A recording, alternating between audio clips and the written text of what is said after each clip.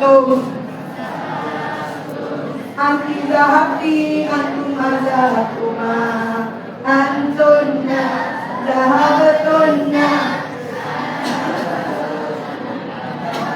Okey, insya-Allah dekat checkpoint nanti kakak akan jawab. Boleh? Jadi kita pergi pada fi'il mudhari'. Fi'il mudhari' adalah perbuatan yang sedang berlaku. Huwa yazhabu ma yazhabali. Hum yazhabuna hiya tazhabu. Itu untuk fi'il mudhari'. Boleh?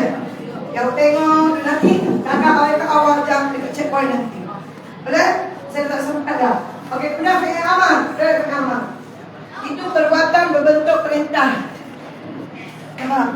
Anta Idris. Sebab hari ini kita lagi solat Jumaat. Sebenarnya memang tak sesuai pakai Jumaat. Paling tidak kita kena sampai 4 petang baru sempat. Okey, anta Idris. Faham?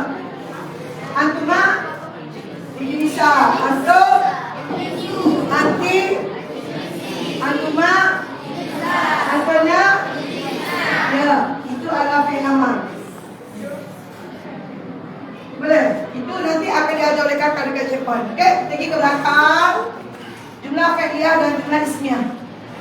Dalam bahasa Arab kita boleh bina ayat menggunakan jumlah fi'liyah. Letak kata kerja dulu. Nampak? Kemudian kita boleh letak kata nama dahulu. Boleh? Boleh tak? Okey, itu ayat menggunakan kata kerja dan kata nama. Okey, sekejap.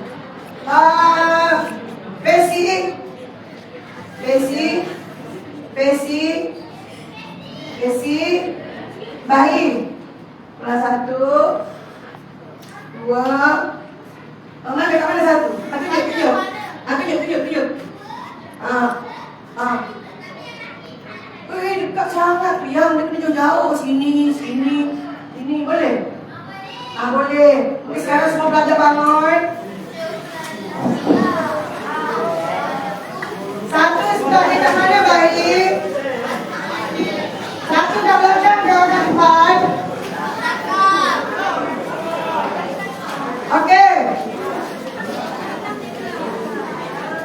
Baik.